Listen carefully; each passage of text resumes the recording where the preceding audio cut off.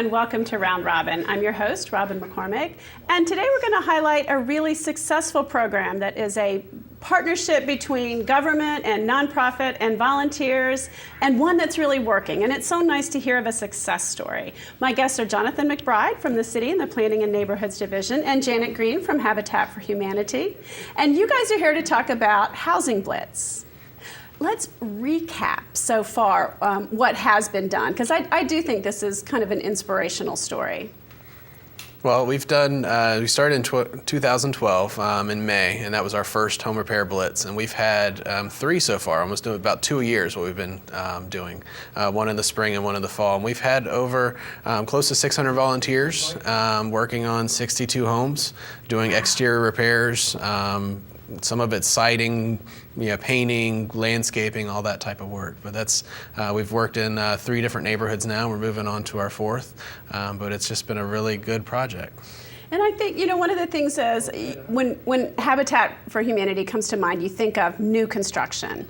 But it's equally important to help people stay in their homes, people who are elderly or low income or disabled who maybe need a little boost in order to do that. We realized when the economy started to change that a lot of people did want to stay in their homes or had to stay in their homes. And so through this repair blitz, they're able to stay in their homes safely and securely. We've done wheelchair ramps, gutters, steps, railings, porches, to make sure that people can stay safely in their homes, all using volunteer labor. So it's just a wonderful project. That's amazing. Now, where do the materials come from? Well, donations primarily. We've got some grant funds that we've been using for the city as a startup initially, and we've been able to start to secure community support. So it's been through donations through community businesses. We had a Home Depot grant last year. We're applying for grants this year to continue that effort, but also looking just donations from local businesses, lumber liquidator or the lumber outlet over in Hampton, and as well as other community businesses like Patrick's Hardware that just wants to help out a little bit, McDonald's Garden Center, but just smaller donations that are able to help out. Kind of contribute to the larger projects. Countryside Gardens here donated all so the nice plants, and we just had beautiful flowers and plants for the spring, just to do that sort of something extra for people's houses. Yeah, that's great. Now, who volunteers? Who shows up at these events? We have a wide range of volunteers, and that's probably what's really neat about it. We have a really diverse group. We have the great access to Habitat's traditional volunteer database, and so they bring out a lot of their Habitat volunteers that work on the new builds. They'll come. Some of them are skilled. Lots of them are. Not like me. I could paint, but you got to be careful here. Yeah, and lots of them are. We have a lot of military folks that come out. We had Definitely Air Force and some of Navy those, last yeah. time. I think we've got Coast Guard scheduled to come this time, and they've got a lot of carpentry skills, so we're excited about that. We also have a lot of community volunteers. We were overwhelmed with volunteers last time. We had to turn volunteers away. That is amazing. It's wonderful to come together for one day to work on, as Jonathan said, 20 plus houses. It's just great because then they get to know each other, work together as a team, and really come together as a community to help out everyone. Yeah, we actually had a fraternity this last time that volunteered, and they got to work on a whole house paint themselves, and knocked it out in record time. And but they enjoyed just working together and that kind of team building they were able to do. Anheuser-Busch sent about 30 people to help that day, so it was a great team building exercise for them, as well as they got to know a different part of the community.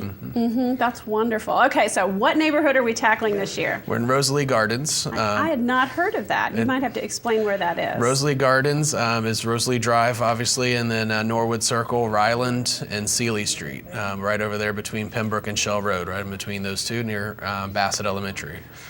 And describe that neighborhood for us just a little bit. It's an older community. They have a long-standing, I think it was about 30-year neighborhood watch group that's been out there. So they've got a pretty tight-knit group that's out there for our longtime residents that have been there. It's right near Bassett Elementary School, which we've had great partnerships these last 3 blitzes with schools. The school division has been a great sponsor for this and a host for our project. So they really do our kickoff and everything else. And so we're excited to have Bassett as our host school this time, so that we're going to be doing some projects there as well. But it's a good community. It's right along kind of the Shell Road corridor, and as you know, there's been some recent crime issues over there in that area, and so we're hoping to kind of help this neighborhood out and provide a little extra help to those seniors that are in that area, and encourage them to stay in their homes a little bit longer. And that's nice too. And one of the things I know the city has been doing as part of the Clean and Safe campaign is a little bit of crackdown on codes violations, and that is to discourage crime, to discourage poor living conditions and substandard housing. But there are people who maybe are not renters, but living in their home and need a little bit of help sometimes to come up to those code standards. And what we do is we work very closely with the city that if there's a code violation, they'll contact us and we'll work together to get rid of whatever it is that they're being cited for. So it's not just that the residents are getting a violation and saying, take care of it yourself. There's actual help that we can provide. And you do that on an ongoing basis in addition to the Blitz that you do. Exactly. And so people can now apply for the Blitz. That people who live in Rosalee Gardens can actually contact the city of Hampton through 311. Yeah, they contact 311. We'll get an application out to them. We're in the midst of that process now. But like I said, the event is going to be October the 19th. Okay. So we're a few months out.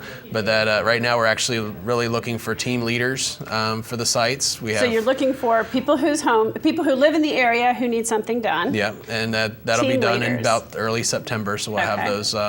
Those houses hopefully identified in early September. We'll need team leaders to take on those houses. And you want someone who's not just a project manager, but also maybe has a little bit of technical knowledge as well. Yeah, we prefer to have, we do have a great group of team leaders already. A lot of volunteers from local contractors have stepped up. They've done an amazing job this last couple times. We've had a pretty steady group of contractors that have come out, businesses that have said, we're going to continue to support this, and we think it's a great project. And they bring, a lot of times as a team leader, they'll also bring some of their other guys as well, crews as well, to help out. So that's also a good way to kind of expand our skilled workforce for this. Team leaders are important. They're leading a group of about 10 to 15 volunteers.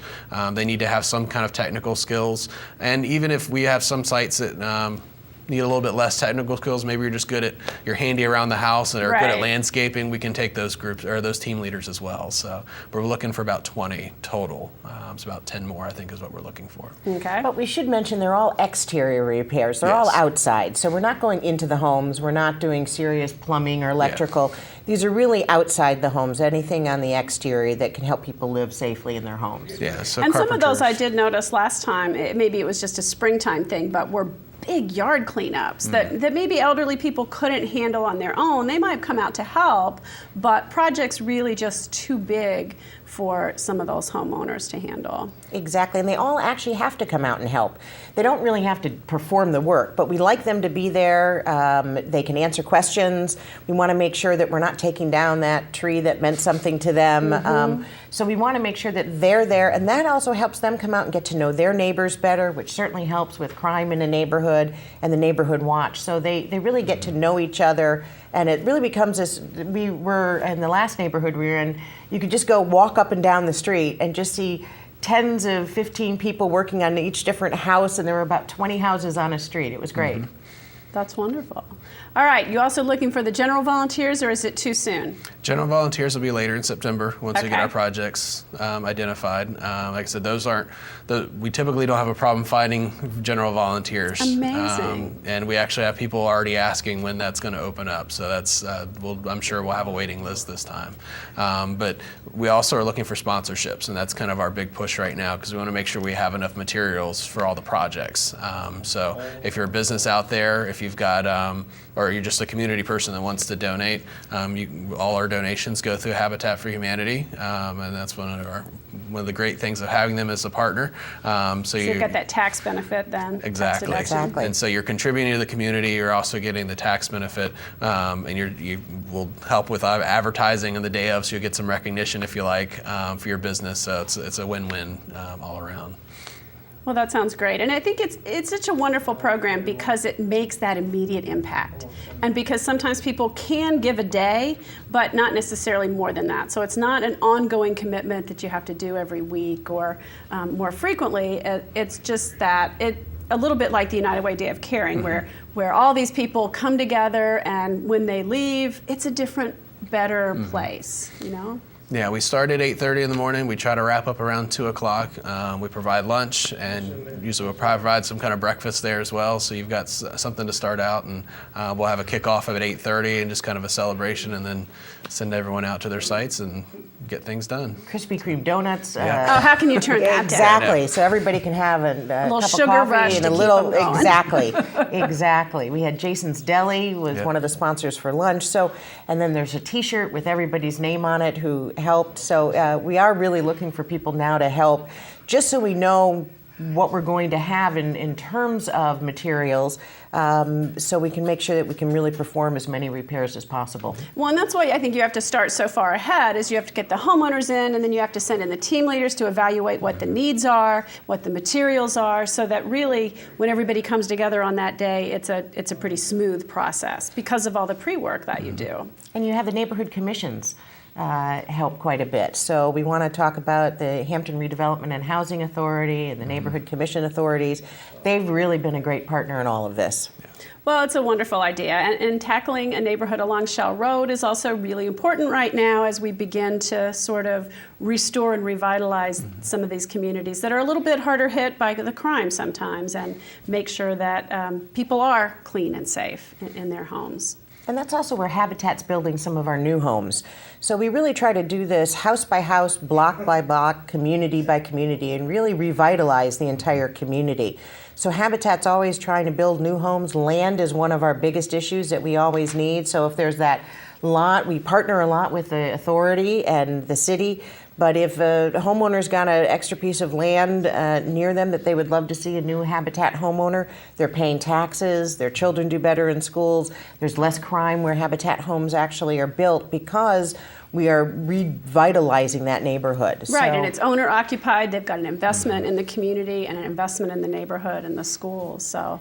Exactly. Works for everybody. Exactly. Yeah, so we're hoping for about 250 to 300 volunteers this time. We're hoping to get a bigger group and a little bit bigger area, a few more houses this time. So you're growing a little bit each time you do it. Well, you don't want to turn away volunteers. You got to find something for those extra people to do. Exactly, and so we'll have a good group at the school as well. So we'll have a lot going on. So, but I think our goal in the end is really to see this be a self-sustaining project. And I said the community donations and the volunteer support is key to making that happen. So. That's wonderful, and it's good to have some successes under our belt, and to Yes. show what we've done in the past, what we're going to keep doing. Twice a year. That's right. We're doing this. You'll so be it's back. amazing. Yep. Exactly. Okay. Exactly. All right. Well, thank you, Jonathan, and thank you, Janet. Thank you. Very exciting program.